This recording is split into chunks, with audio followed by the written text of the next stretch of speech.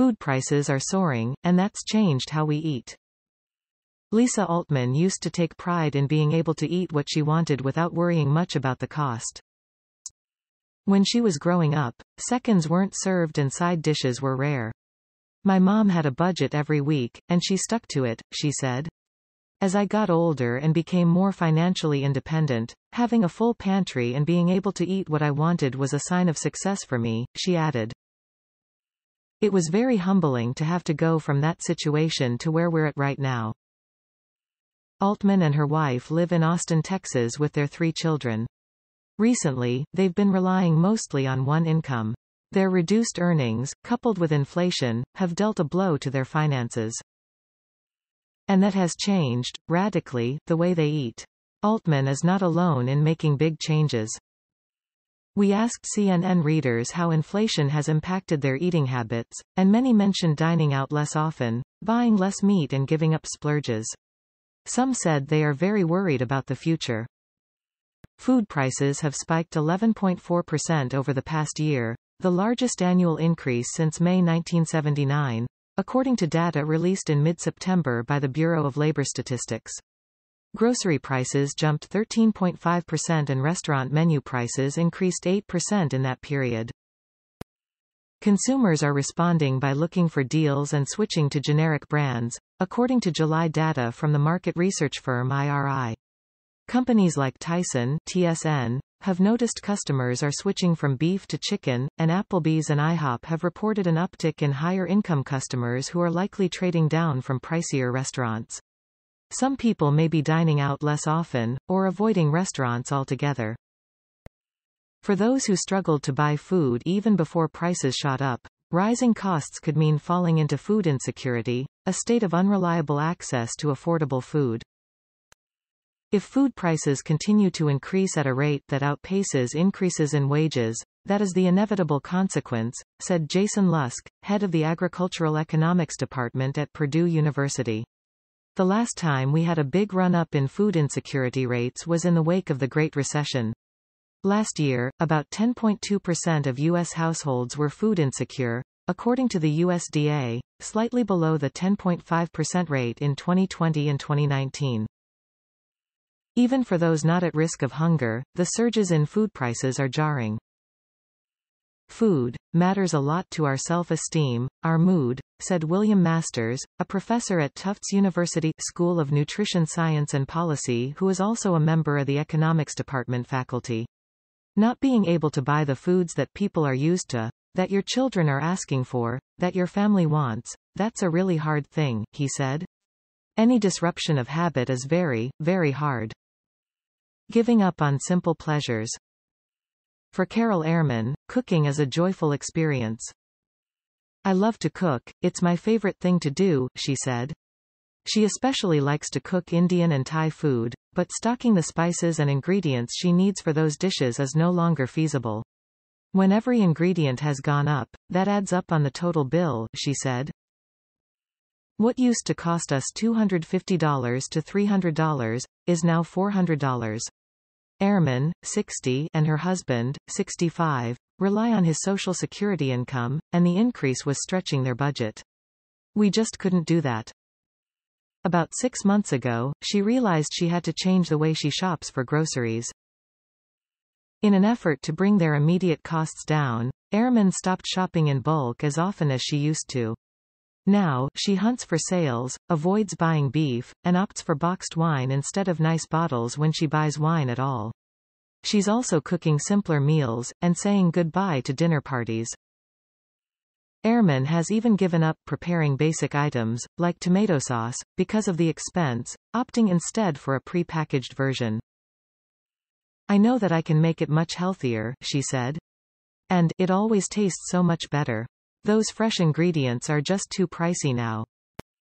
Ehrman's husband is retired due to chronic health problems, and it's been difficult for her to work because of her own health issues. She recently had pacemaker and heart catheterization procedures. The couple, who live in Billings, Montana, were frugal before the current spike in prices, enjoying simple pleasures. But now, even those are out of reach. Before, we at least found joy in being home and having friends over and family over, cooking and sitting around the table and just being content, she said. Now, I'm not entertaining at all. It's really sad. From Coke to Pepsi. Rick Wichman, 64, and his wife have been dining out less often in recent years, due to the pandemic and in an effort to eat healthier. With menu prices rising because of inflation, they see no reason to change their habits. Eating out is expensive, he said, noting that he's often happier with home-cooked meals than restaurant food anyway. But grocery shopping is also more expensive. Over the past year, Wichman noticed that he had been spending about 25% more shopping for groceries for himself, his wife and their son than he used to. To help mitigate those costs, Wichman, who lives in Brookline, Massachusetts, started going to different grocers. He avoids Whole Foods and Stop and Shop, opting instead for Costco and the local chain Market Basket. He's also switched to store brands, if he feels the quality is the same, and will sometimes choose products based on price rather than brand loyalty, like, for example, buying Pepsi when it's cheaper, when he'd otherwise choose Coke. Wichman also pays attention to events like weather, and how they might affect prices. When he saw reports of a possible tomato shortage due to droughts in California, he took notice.